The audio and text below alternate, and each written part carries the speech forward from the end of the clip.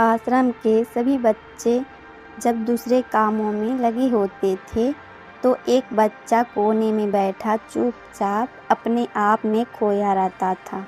वो अक्सर किसी से ज़्यादा बात नहीं करता था।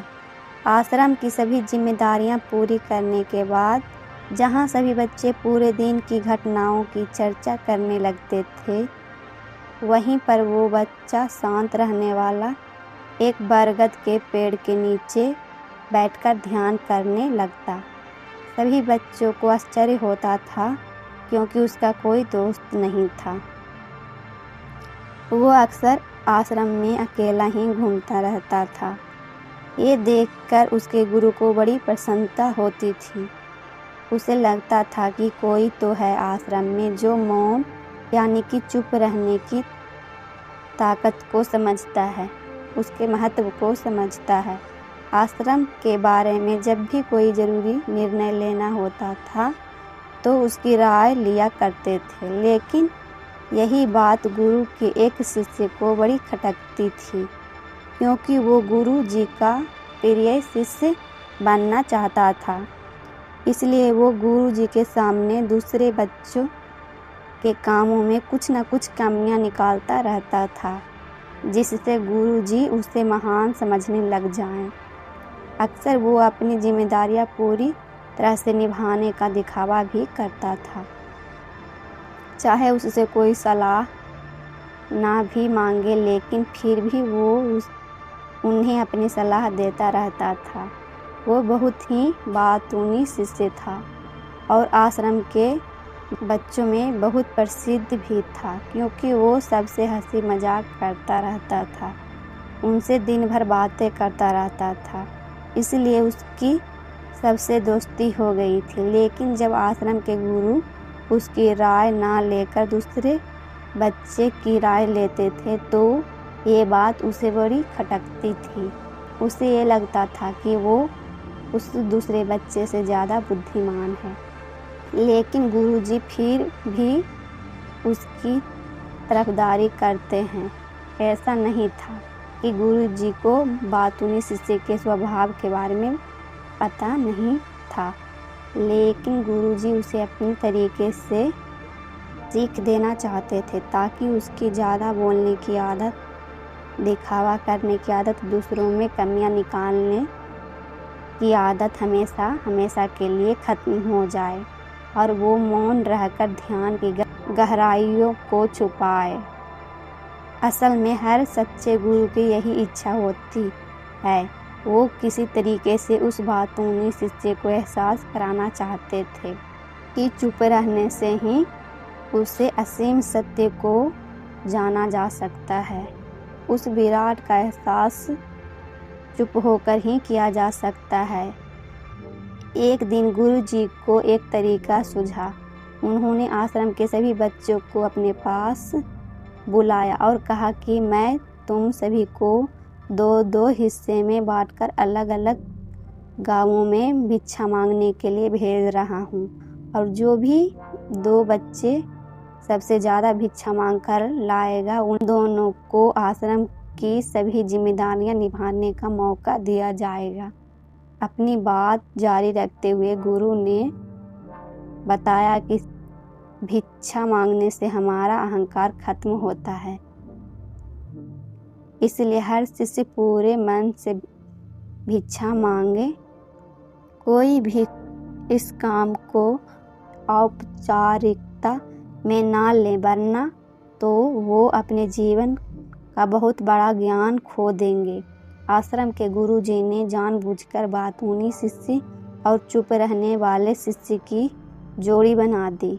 बातूनी शिष्य के मन में सिर्फ एक ही बात चल रही थी कि इस बार उसे मौका मिला है और इस बार वो गुरु जी को दिखा देगा कि वो चुप रहने वाले शिष्य से कितना ज़्यादा प्रतिभावान है। दोनों शिष्यों ने आपस में अपनी सहमति से निर्णय लिया कि दोनों गांव के अलग अलग जगह से भिक्षा मांगना शुरू करेंगे ताकि भिक्षा मांगने का काम जल्दी खत्म किया जा सके।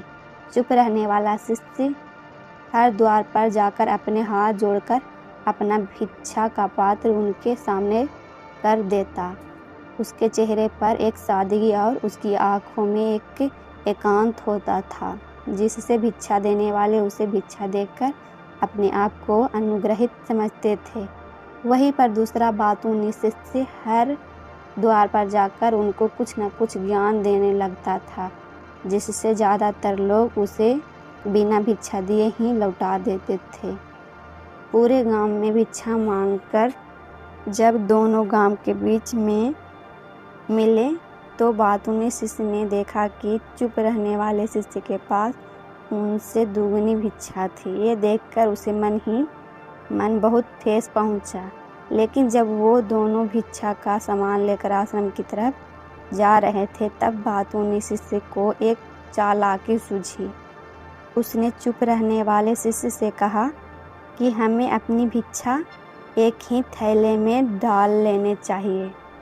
गुरुजी ने हम दोनों को एक साथ भिक्षा लाने के लिए कहा था। चुप रहने वाले शिष्य ने बिना कुछ बोले अपनी सारी भिक्षा उसके थैले में डाल दी। बातूनी शिष्य मन ही मन बहुत खुश हो रहा था कि अब गुरुजी को ये पता नहीं चलेगा कि ज़्यादा भिक्षा हम में से किसने मांगी। उसे लग रहा था कि गुरुजी मुझे इससे कम प्रतिभावना देंगे, इसलिए उसने एक तरकीब लगाई। सभी शिष्यों के आने के वक्त संध्या के समय जब सभी की भिक्षा तोली गई तो इन दोनों शिष्यों की भिक्षा सबसे ज़्यादा निकली। गुरुजी ने इन दोनों का अभिवादन करते हुए आश्रम के सभी बच्चों के सामने उनकी पीठ थपथपाते हुए उन्हें मुबारकबाद दी और कहा कि मैं आश्रम का कार्यभार तुम दोनों को नहीं सौंप सकता। इससे आपसी मतभेद होने का खतरा रहता है, इसलिए तुम दोनों में से जो ज़्यादा भिक्षा लेकर आया है, आश्रम की जिम्मेदारी उसे ही सौंप दी जाएगी। जब उन्होंने उनसे पूछा कि तुम में से ज़्यादा भिक्षा कौन मांग कर लाया था, तो बातूनी शिष्य ने कहा कि गुरुजी, मैं इससे दुगनी भिक्षा मांग कर लाया था, लेकिन मुझसे गलती हो गई कि मैंने वो दोनों भिक्षा एक ही थैले में डाल ली। मुझे नहीं पता था कि आप ऐसा निर्णय लेने वाले हैं, वरना तो मैं अपनी भिक्षा का थैला अलग ही रखता। इस पर गुरुजी ने चुप रहने वाले शिष्य से पूछा, क्या तुम इसके बात से सहमत हो? क्या तुम इससे कम भिक्षा लेकर आए थे? ये सुनकर चुप रहने वाले शिष्य ने कहा कि गुरुजी, मेरे पास ऐसा कोई साधन नहीं है जिससे मैं ये साबित कर पाऊँ कि मैं इससे ज़्यादा भिक्षा लेकर आया था। असल में ये उल्टा बोल रहा है। दुगनी भिक्षा मैं लेकर आया था, ये मुझसे आधी भिक्षा लेकर आया था मैं और इसी ने ही मुझसे भिक्षा एक थैले में डालने की बात कही थी।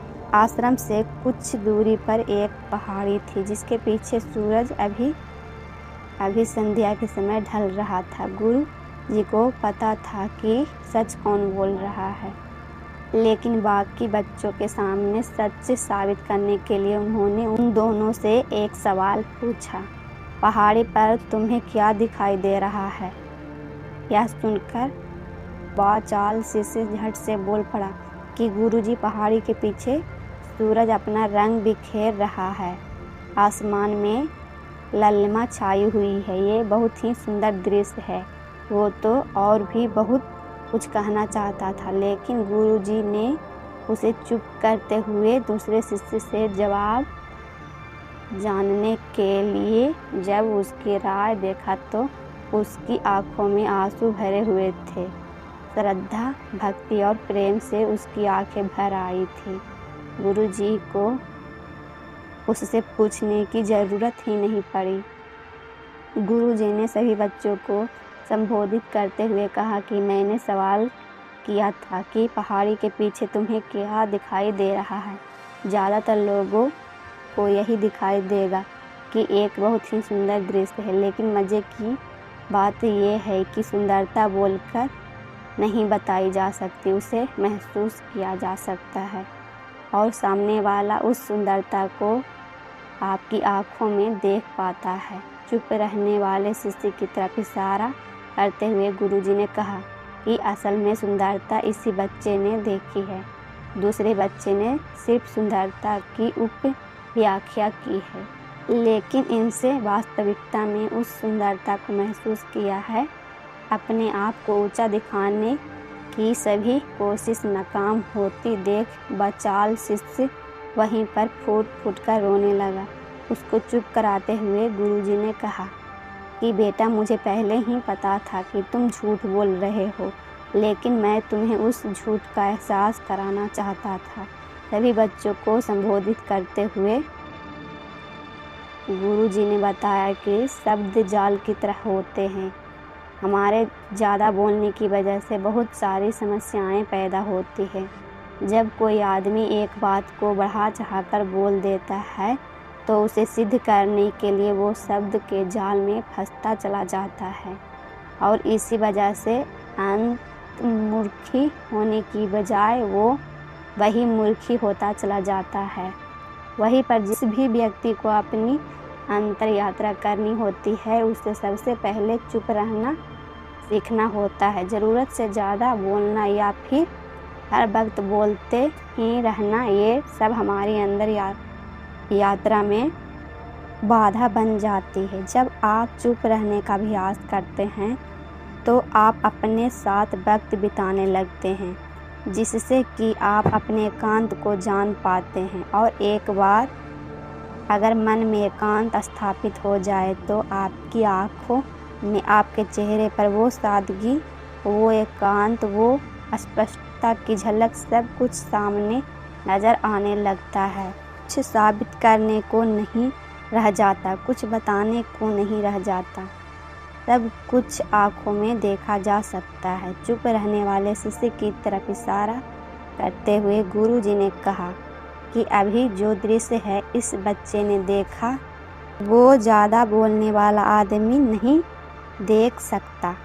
वो अपनी बुद्धि से तर्क वितर्क करता रहेगा कि उसे क्या क्या दिखाई दे रहा है, लेकिन उसमें से वो महसूस कुछ भी नहीं कर पाएगा। उसे दिखाई दे जाएंगे पहाड़, सूरज या फिर उसकी ललिमा, लेकिन उस सुंदरता को, उस विराट को कभी नहीं देख पाएगा।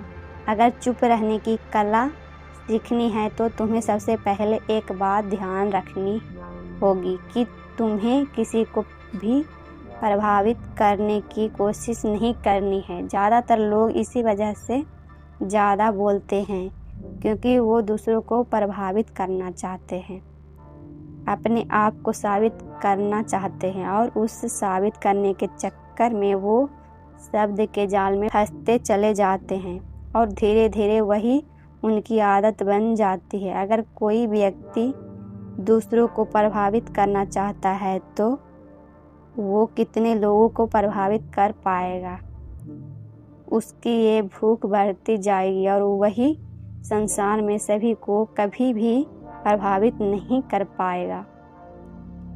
इसलिए यह समझने की बात होती है कि बहिर्मुखी होने की बजाय हम अंतर्मुखी होकर अपने आप को समझ सकते हैं।